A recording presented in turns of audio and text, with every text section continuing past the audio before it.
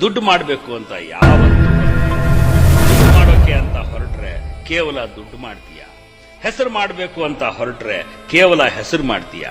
ಆದ್ರೆ ಕೆಲಸ ಮಾಡ್ತೀನಿ ಅಂತ ಹೊರಡು, ದುಡಿತೀನಿ ಅಂತ ನಿರ್ಧರಿಸು.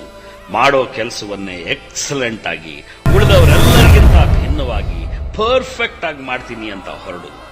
ನಿನ್ನ ಹಿಂದೆ ದುಡ್ಡು, ಹೆಸರು, ಯಶಸ್ಸು ಎಲ್ಲನೂ ಹೇಗೆ ಸಾಲುಗಟ್ಟಿ ಬರ್ತವೋ ನೋಡು.